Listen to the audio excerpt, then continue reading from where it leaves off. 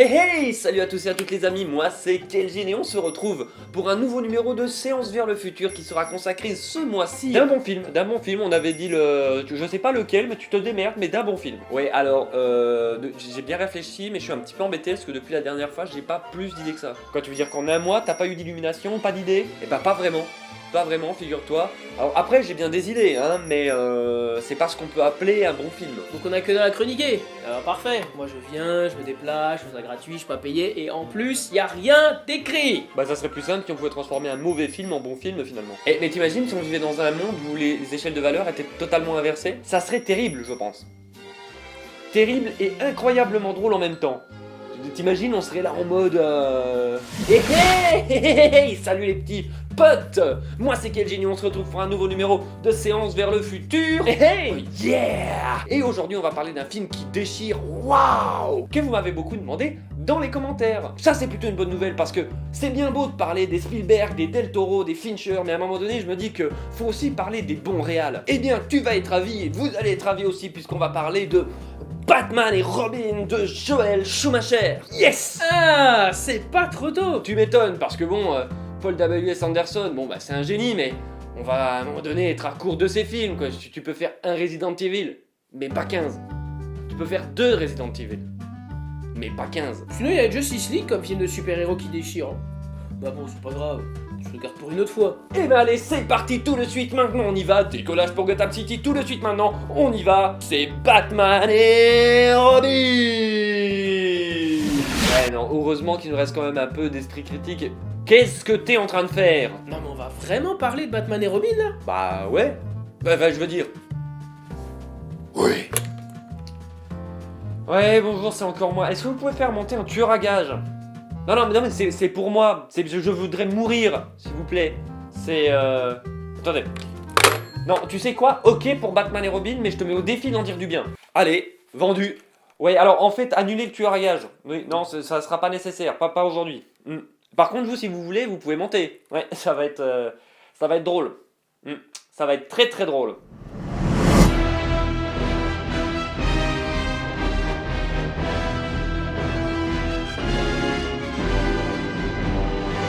Batman et Robin est un film d'action américain sorti sur nos écrans le 9 juillet 1997 et centré sur le personnage de DC Comics créé par Bob Kane et Bill Finger. Le long métrage fait suite à Batman Forever, sorti 2 ans plus tôt, qui était lui-même une suite aux 2 premiers volets réalisés par Tim Burton. Que je n'arriverai décidément jamais à considérer comme les meilleures adaptations du Chevalier Noir au cinéma. Désolé. Mais ça, on en a déjà parlé dans l'épisode sur The Dark Knight que je vous invite à aller voir si ce n'est pas déjà fait. T'as pas précisé que c'était réalisé par Joel Schumacher. Ou Schumacher, je sais pas comment on le dit. Joel Schumacher, à qui l'on a déjà Batman Forever, est un réalisateur, scénariste et producteur américain. Il débute au cinéma en 1981 avec La femme qui rétrécit, adapté du célèbre livre de Richard Matheson, L'homme qui rétrécit, mais c'est avec Le feu de Saint-Elmo en 1985 qu'il connaît son premier succès, à la fois en tant que réalisateur et scénariste. En 1990, il signe L'Expérience interdite, qui a d'ailleurs eu le droit à un très mauvais remake l'année dernière avec Ellen Page. Puis Chute libre en 1993 avec Michael Douglas, qui sera son 2e succès critique. En 1995, Warner Bros le choisit en vue de remplacer Tim Burton à la barre de la franchise Batman. Accouche de cette union 2 films donc, Batman Forever tout d'abord, qui malgré des critiques mitigées est un grand succès au box-office, puis le film qui nous intéresse aujourd'hui, Batman et Robin.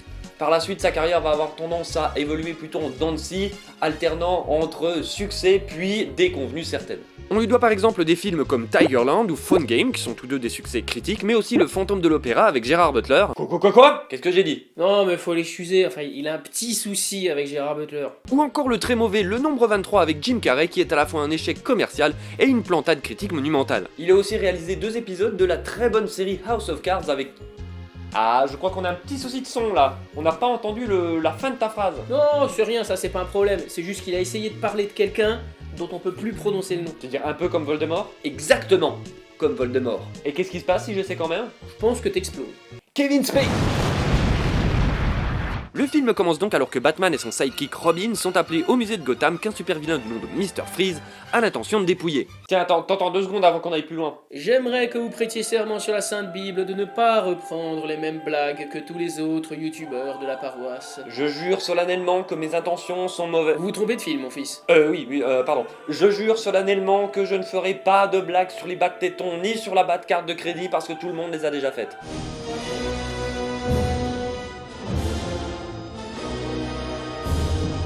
Ah bah voilà, 2 minutes de film à peine, et on a quoi? Une meilleure musique dans Batman et fucking Robin que dans Justice League. Foiré quoi. Et en vrai, le plan sur la maquette est plutôt joli, hein. Ça y est, 2 minutes de review, le mec balance déjà des compliments, quoi. Batman arrive par le toit en défonçant une des fenêtres. Bah heureusement que c'était pas du double vitrage, hein. Je suis la justice. Je suis la nuit. Je suis Batman. Oh. Et je suis blessé. Bon, après avoir échangé quelques banalités avec Mr. Freeze, incarné par un Arnold Schwarzenegger qui se croit visiblement dans un drame shakespearien, les deux héros masqués doivent se bagarrer avec tout plein de hockeyeurs. Ils nous cherchent des crosses, vieux frère. C'est marrant parce qu'ils font du hockey. Oui, alors j'ai oublié d'en parler, mais ceux qui ont vu le film le savent déjà, c'est bourré, mais quand je dis bourré, c'est bourré de punchline à la con. Donc on va pas rebondir sur toutes. Déjà parce qu'on n'a pas de trampoline. Surtout parce que sinon l'émission va faire 4h20. Après plusieurs minutes d'intenses bagarres qui sont bizarrement pas si mal filmées que ça, Freeze s'enfuit avec le diamant. On bascule ensuite dans une forêt tropicale d'Amérique du Sud, sortie tout droit d'un film d'horreur des années 30, pour faire la connaissance avec le docteur Pamela Isley, qui fait des recherches sur les plantes dans un laboratoire contrôlé par un savant fou, avec un plan ma foi fort original. Je vais contrôler le monde. Il transforme un mec random en super soldat. Ah, un peu comme Captain America quoi. Ouais, mais alors un Captain America qui aurait chopé une putain de gastro, parce que là il va... pas bien, hein. Il découvre que Pamela l'espionnait, il la tue, blablabla, comme d'habitude elle tombe dans des produits chimiques, elle chope des super pouvoirs et devient Poison Ivy. Elle se venge et le tue. Non, mon plan est parfait. Pendant ce temps-là, on en apprend un peu plus sur les motivations de Mr. Freeze, qui était en fait un scientifique qui voulait sauver sa femme gravement malade, avant que ses expériences dérapent et le changent en homme glaçon. Et ceci dit, ça aurait fait un carton en vidéo YouTube. Tente de congeler sa femme, ça tourne mal. Ça c'est promis en tendance pendant une semaine. Putain de fumiste. YouTube, rends l'argent. On fait également la connaissance avec Barbara, future Bad Girl, qui est aussi la fille du commissaire Gordon. Oncle Alfred! La nièce d'Alfred, oui, c'est... Non, c'est bon, j'avais oublié, oui, bien sûr. Quoi, normal? Comment ça, normal? C'est pas censé être la nièce de... Au détour d'une sous-intrigue peu intéressante concernant la santé d'Alfred, on fait la rencontre avec un temps que les moins de 20 ans ne peuvent pas connaître. Et je suppose qu'ils n'ont pas de fax sur leurs éléphants. Pendant ce temps-là, Bruce Wayne présente le nouveau télescope de l'observatoire de Gotham, qui, vous vous en doutez, aura de l'importance plus tard dans le film. Bah on peut dire que c'est un télescope de Chekhov. Encore ces sales bêtes! Avertissement script. Ça, c'est du plagiat de Karim Debache. Qui ça? Ah, tu te fous de ma gueule en plus. Tu sors. Allez, dégage. Ah oui, et pour aller où, gros malin? Mais mec, il y a la fosse. La quoi? Poison Ivy vient voir Bruce Wayne pour tenter de lui faire entendre raison concernant l'écologie. Mais visiblement, quelqu'un a éteint George Clooney et ce mec-là mérite un Oscar. D'abord, je me débarrasserai une fois pour toutes de ces fléaux masqués. Et ensuite, Gotham, ma terre promise, pourra reverdir. Oui, ça j'ai aussi oublié de le dire, mais les méchants de ce film adorent s'auto-dévoiler leurs plans. C'est marrant. On se croirait dans un vieux comics. Eh ben, tu sais quoi, tu tiens quelque chose, mais garde-le sous le coude, on va y revenir plus tard. Batman et Robin imaginent un plan pour piéger Mr. Freeze lors d'une soirée de bienfaisance. Ils vont la pâter avec des diamants de Wayne Enterprise. Malheureusement pour eux, Poison Ivy se pointe et ensorcelle un peu tout le monde avec ses phéromones. Et vous êtes... Complètement perché. Pendant que la foule est en train de se faire une méchante descente d'acide, Freeze se pointe comme prévu et décide de geler tout le monde. Ivy tente à son tour de le charmer, mais ça ne fonctionne pas puisque, comme on pouvait s'y attendre, sans effet sur les cœurs de glace. bon, décidément, vous avez un gros problème avec les organes coronariens dans cette émission, hein. Donc, de la même manière que, qui me semblait totalement hurluberlu la dernière fois de pouvoir vivre sans cœur, de nouveau, il me semble totalement fou de penser qu'on pourrait vivre avec un cœur en glace. Non mais Doc, de nouveau, c'est métaphorique. Qu'est-ce que c'est? C'est un nouveau médicament? Ça ne me dit rien. Du coup, tout le monde se barre. Poison Ivy s'est enfui avec Bane, Freeze s'est enfui avec les diamants, le directeur des effets spéciaux s'est enfui avec le fond vert, et surtout, quelqu'un s'est enfui avec l'âme de George Clooney. Mais regardez ça, il est vide. Clairement, il n'y a plus aucune lumière, il est dans une sorte de coma créatif, c'est hallucinant. Eh oh. Finalement, Freeze se fait capturer par Batman et est envoyé à l'asile d'Arkham, qui est dans cet univers, une antichambre de l'enfer. Regardez ça, la foudre est verte. Et il y a des toiles d'araignée partout, c'est pas un asile, ça c'est le purgatoire. Oui, allô? Alors, non, le purgatoire, d'après les théories des fans, c'est l'île de Lost. Alors, de un, on va pas rentrer dans les détails sur les théories de Lost. Et de deux, où est-ce que tu es et comment tu m'appelles? Bah, je suis dans la fosse là, à cause de cet enculé d'arbitre. Et d'ailleurs, figure-toi que j'ai retrouvé le standardiste. Il était là depuis tout ce temps. Ouais, personne n'a pensé à venir me chercher, hein. Sympa les gars. Pendant que Ivy est allé libérer Freeze, on a le droit à un interlude Mad Max avec Barbara qui fait de la moto en ayant piqué celle de Dick au passage. Et c'est marrant parce que Dick en anglais, ça veut dire bite. Finalement, tout le monde se retrouve au labo de Freeze, rebagarre et Ivy réutilise ses phéromones sur les deux justiciers pour les dresser l'un contre l'autre. Pendant que les mecs se mettent sur la gueule, Ivy se barre dans le plus grand des calmes au grand désarroi du commissaire Gordon. Comment ils se sont enfuis? Mais par la porte, papy, on les a tous vus sortir. C'est quoi ce détective? Elle débranche la femme de Freeze et fait croire à ce dernier que Batman est responsable de la mort de sa bien-aimée.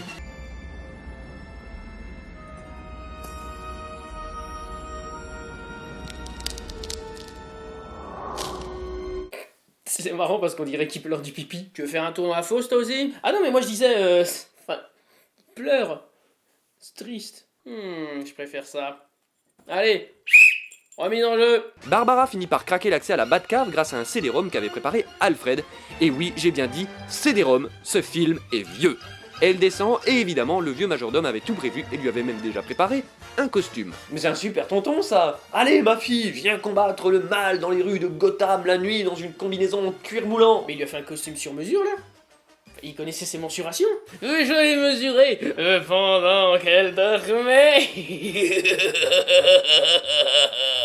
Et c'est parti pour le gros climax du film. Pendant que Mr. Freeze est occupé à geler à la ville avec le télescope, les trois justiciers, eux, sont occupés à se faire sa fête à la vénéneuse Poison Ivy, et autant dire qu'il y a des tonnes de bullshit rien qu'avec cette séquence. Bon, déjà les lèvres en latex, vous m'excuserez, mais c'est presque aussi crédible que le spray anti-requin. La cape de Batman est limite cousue sur ses genoux et ils ont fait jouer un plan à l'envers. Un plan, regardez ça. Et vous voulez connaître la meilleure? C'est que le plan il est réutilisé normalement 1 minute plus tard. Donc, je pense qu'ils avaient oublié de tourner une scène, s'en sont rendus compte au montage, et on fait jouer à l'envers une autre scène pour qu'on ait l'impression que c'était deux scènes différentes. Donc, après avoir battu Ivy, nos trois héros se font alpaguer par le capitalisme de masse. Pousse. Quoi? Non mais attends, regarde-moi tous leurs véhicules à la con et leurs nouveaux costumes qui sortent de je ne sais où là. Me dis pas que c'est cohérent, ça c'est juste pour vendre des jouets. De nouveau, il y a de la bagarre, mais heureusement les gentils ont aussi trouvé un plan pour sauver le monde. Plus que 8 minutes et tous les habitants seront à jamais Le givrés. soleil pourrait inverser le processus. Il ne se lèvera que dans 5 heures. Ici, Mais il vient de se lever au Congo. en relayant la lumière du soleil, De l'autre côté de l'équateur, Les satellites devraient mettre 1 minute à s'aligner, mais... C'est totalement n'importe quoi, mais c'est pas grave, film, vas-y, termine. Batman détruit le télescope, dégèle la ville et arrive même à réchauffer le cœur de Mr. Freeze avec un super discours. Du coup, Freeze donne à Batman 2 flacons d'antigel pour guérir Alfred qui a, miracle, la même maladie que sa femme. Et tout va bien, qui finit bien, Alfred est guéri, Barbara a rejoint l'équipe et on conclut par une scène dans laquelle Freeze va se venger de Poison Ivy pour avoir tenté d'assassiner sa femme. Et c'est la fin de Batman et Robin de Joel Schumacher. Et c'était nul! Non! Et depuis quand t'es revenu toi? C'est pas le problème ça, moi maintenant je veux te voir suer du cul comme un malpropre en essayant de dire un truc de positif sur ce film. Quand il sort sur nos écrans, Batman et Robin est un échec retentissant sur le plan critique et une semi-déception au box-office. Depuis, il est devenu un porte-étendard du mauvais goût et a été critiqué à outrance pour son aspect kitsch et son scénario outrancier, à la limite du nanar. Mais je me suis demandé si on prenait pas le problème à l'envers. La première chose à prendre en compte, c'est que le film est censé être dans la continuité des 2 premiers volets réalisés par Tim Burton, qui avait alors habitué le public à un univers plus mature, plus sombre, comme ce qui se faisait à l'époque dans l'industrie du comics. Vous vous en rappelez peut-être, lors de l'épisode consacré à The Dark Knight, je vous avais parlé de The Killing Joke, dont s'était inspiré grandement Christopher Nolan. Eh bien ce récit a été publié en 1988, soit 1 an seulement avant la sortie du premier Batman de Burton, et on pourrait citer également The Dark Knight Returns de Frank Miller, paru en 86, qui a dû aussi fortement influencer les premiers films de Burton. Et si je vous parle de ces 2 récits, c'est parce qu'ils sont connus avec Watchmen pour avoir fait basculer les comics vers l'âge moderne ou l'âge sombre, en tournant la page de l'âge de bronze et surtout de l'âge d'argent des années 60. Pour comprendre tout ça, il faut qu'on retourne en 1954, un psychiatre américain du nom de Frederick Wertham publie Seduction of the Innocent, dans lequel il fait un lien entre la lecture des comics et la violence chez les jeunes. Si ça peut vous sembler débile, alors au-delà du fait que, effectivement, ça l'est, n'oubliez pas qu'aujourd'hui, on fait encore le même procès débile aux jeux vidéo. Hein. Une commission sénatoriale s'empare de la cause et fait intervenir Wertham à titre d'expert, reprenant de facto ses thèses dans leurs conclusions. La commission n'imposera aucune décision, mais recommandera fortement aux maisons d'édition de faire un travail sur elles-mêmes. Ayant peur d'une législation coercitive de la part du gouvernement, les différents éditeurs se regroupent et fondent alors la Comics Code Authority, qui définit plusieurs règles que voici. Premièrement, toute représentation de violence excessive et de sexualité est interdite. 2. les figures d'autorité ne doivent pas être ridiculisées ni présentées avec un manque de respect. Numéro 3, le bien doit toujours triompher du mal. Numéro 4, les personnages traditionnels de la littérature d'horreur comme les vampires, loups-garous, ghouls et zombies sont interdits. Numéro 5, les publicités pour le tabac, l'alcool, les armes, les posters et cartes postales de pin-up dénudés sont interdites. Et numéro 6, la moquerie ou les attaques envers tout groupe racial ou religieux sont interdits. Bon, c'est intéressant, c'est sympa, mais du coup, ton histoire de comics là, en quoi c'est un rapport direct avec Batman et Robin? Ce que je veux dire, c'est qu'à l'époque, à cause de ce comics code, le comics devient un média destiné principalement aux enfants. Et Batman et Robin est clairement destiné aux enfants. Hein. Donc, d'une certaine manière, le film est une adaptation des comics du Silver Age, de la même manière que la série des années 60 avec Adam West, par exemple. Ouais, ceci dit, ça se tient. Et malgré son côté kitsch aujourd'hui, que personne ne nie évidemment, est-ce qu'on vient critiquer les choix de la série? Pas tant que ça, effectivement. En plus, ça revient presque à la mode. Non, parce qu'en ce moment, DC Comics a refait une série, une parution kiosque, et en même temps, ils ont fait des films animés en hommage à la série. Donc la première chose à dire finalement, c'est que le film emprunte énormément à cette ambiance bon enfant et ce ton enfantin qu'on pouvait trouver dans les productions super-héroïques des années 60-70.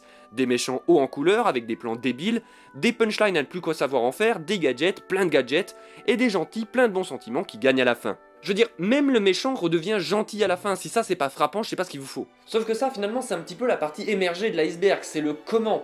Maintenant il faut se poser la question du pourquoi. Alors j'en ai pas encore parlé, mais certains d'entre vous le savent peut-être, Joel Schumacher est homosexuel et milite depuis longtemps pour la cause LGBT. Alors vous allez me dire, qu'est-ce que ça vient foutre là? En quoi son orientation sexuelle a quoi que ce soit à voir avec Batman et Robin? En fait, une des critiques qui a été faite à la sortie du film, c'est que le ton ironique et l'aspect kitsch du film, eh bien, faisait penser énormément au style camp. Une histoire de boy scout donc. Le style camp est décrit par l'historien du cinéma Richard Dyer comme une expression d'appartenance au groupe des hommes gays.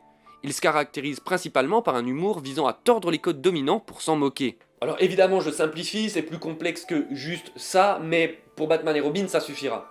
Quand on a la connaissance de cet élément et qu'on prend le temps d'y réfléchir 2 secondes, je me pose la question, Batman et Robin est-il vraiment un mauvais film?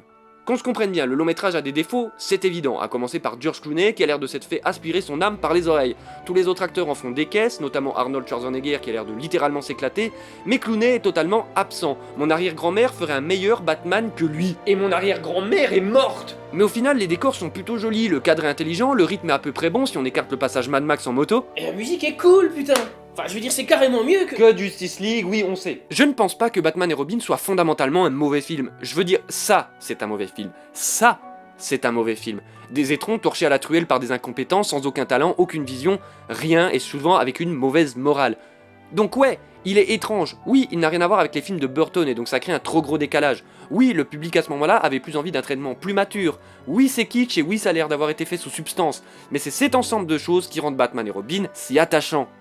Un trip sous LSD dans un Gotham mi-gothique, mi-fluo, dans lequel un méchant au nom ridicule tente de geler la planète, poursuivi par un Batman en combinaison moulante, partiellement défoncé au sel d'aluminium, le tout dans une ambiance punk partiellement homosexuelle. Et Camoulox, et boum, j'ai gagné. De toute façon, on est d'accord que vaut mieux regarder Batman et Robin plutôt que Justice League, oui, de nouveau, on sait, change de disque. Attention, ça commence à faire beaucoup d'allusions au même film là. Oui, faudrait pas qu'on en arrive à se sentir obligé d'en parler. Oui, et puis de toute façon, on avait dit qu'on reviendrait sur les films d'année dernière. Ah mais du coup, t'es au courant que Justice League est sorti l'année dernière, hein? Qui me parle? Qui est là? Qui me parle? On va pas vraiment parler de Justice League la prochaine fois, rassure-moi. Non, pas pour la prochaine fois, évidemment, mais... Non, mais j'aime bien le faire chier un peu avec ça. Mais du coup, c'est quoi la prochaine fois? Je sais pas. Mélancolia? Ah, qui me parle? Qui me parle? Qui me parle?